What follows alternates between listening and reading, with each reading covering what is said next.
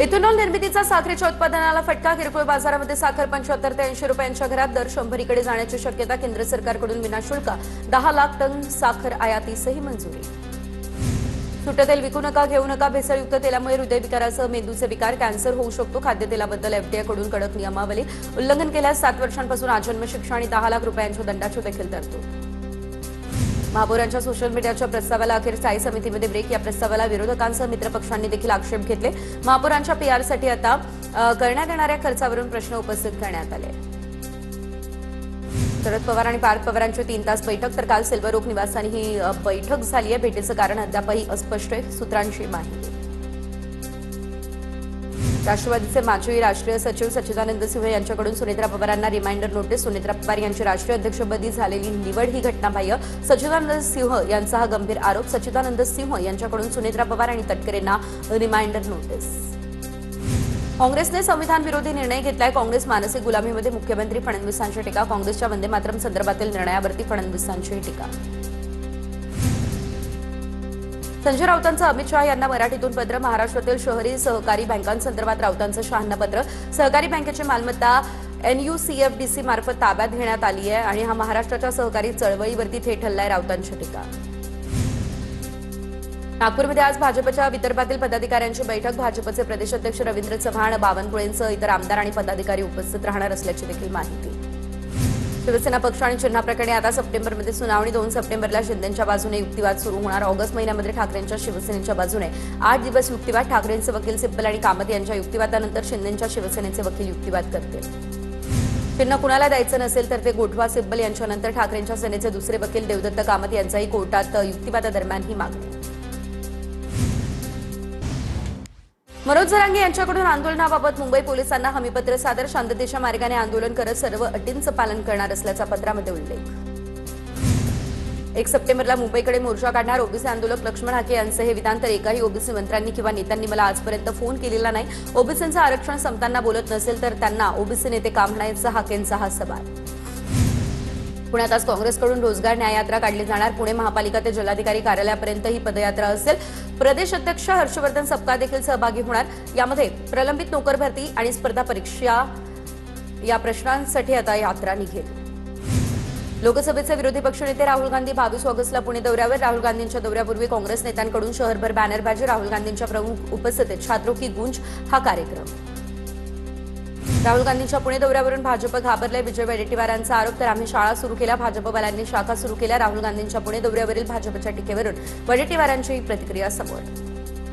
राहुल गांधींच्या कार्यक्रमाची फडणवीसांना धास्ती. ही धास्ती चांगली आहे. सतेज पाटील यांचं हे प्रत्युत्तर. तर राज्याच्या अनेक भागातील विद्यार्थ्यांसोबत राहुल गांधी संवाद साधणार अशी देखील माहिती समोर. जनसेनपर्यंत पोहोचण्यासाठी मोदी सरकारचा नवा उपक्रम. दररोज एका केंद्रीय मंत्र्याला एका विद्यापीठामध्ये पाठवणार. उपक्रमाची जबाबदारी मंत्री प्रल्हाद जोशी आणि मांडवियांकडे. मंत्री विद्यार्थ्यांसोबत संवाद साधणार असल्याची देखील सूत्रांची माहिती. राज्यातील प्रत्येक शाळा आणि महाविद्यालयाचा परिसर टपरीमुक्त आणि अंमली पदार्थ मुक्त करावा आणि याबाबत तडजोड करू नये. मुख्यमंत्री देवेंद्र फडणवीसांचे निर्देश. अंमली पदार्थांच्या दुष्परिणामांचा अभ्यासक्रमामध्ये समावेश देखील केला जाईल. धाराशिवच्या कळंब नगरपालिकेमध्ये भाजपचा आणि ठाकरे सेनाशिवाय खासदार ओमराजे निंबाळकर यांना धक्का. ठाकरे सेनेच्या 9 नगरसेवकांसह काँग्रेसच्या एका नगरसेवकाचा भाजपमध्ये प्रवेश. ज्या नेतृत्वावरती विश्वास ते दुसऱ्या पक्षामध्ये गेले त्यामुळे नगरसेवक भाजपसोबत आले. भाजपच्या मल्हार पाटलांचा खासदार ओमराजेंना हटवला.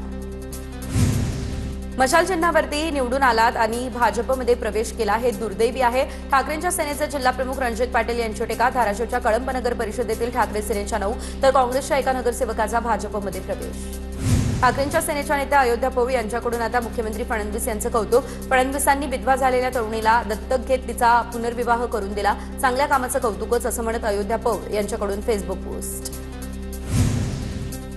कुर्ल्यामध्ये जेसीबी उचलताना MMRDAची एक क्रेन कोसळली आणि अपघात झाला. अपघातामध्ये 8 ते 10 जण जखमी देखील झालेले आहेत. क्रेन OH लाईनवरती कोसळली. रेल्वे वाहतुकीवरती कुठलाच परिणाम नाही. ठाणे मीरा भाईंदरला जोडणाऱ्या मेट्रो 10 मार्गिकेला राज्य सरकारची मंजुरी. 9 किलोमीटरच्या उन्नत मार्गिकेसाठी 8,535 कोटींचा खर्च. गायमुख ते फाउंटन हॉटेल दरम्यान घोडबंदर मार्गाचे 5.4 किलोमीटरपर्यंत रुंदीकरण देखील केले जाणार असल्याची माहिती. पुण्यात भाजप नगरसेवक किरण दगडे यांचे पालिका अधिकाऱ्यांवर गंभीर स्वरूपाचे आरोप. बिल्डरच्या फायद्यासाठी नाल्यावरती रस्ता करून दिला जात असल्याचा आरोप. एका पत्राच्या कारवाईसाठी 100 जवान आणि पोलीस अधिकारी कर्मचारी आणल्याचा आरोप करत दगडेंचा प्रशासनाला हा सवाल. कल्याण या ठिकाणच्या दुर्गाडी चौकामध्ये आरटीओची विशेष मोहीम तर 100हून अधिक रिक्षा चालकांवरती कारवाई। मराठी येत नसलेल्या रिक्षा चालकांना 1 महिन्यामध्ये मराठी शिकण्याची नोटीस, अन्यथा बॅच आणि परवाना रद्द करण्याचाही इशारा। महाराष्ट्राच्या पशुवैभवाला राष्ट्रीय मान्यता, महाराष्ट्रातील उमरडा गाईला आता स्वतंत्र देशी गोवंश म्हणून मान्यता, तर मडग्याळ मेंढीला स्वतंत्र अधिकृत प्रजाती म्हणून मान्यता मिळाली। अंधेरीमधील जिम्मीज बर्गरमध्ये काचेचा तुकडा आढळला, त्यामुळे खळबळ। एफडी आणि आंबोली पोलिसांकडे तक्रार देखील दाखल।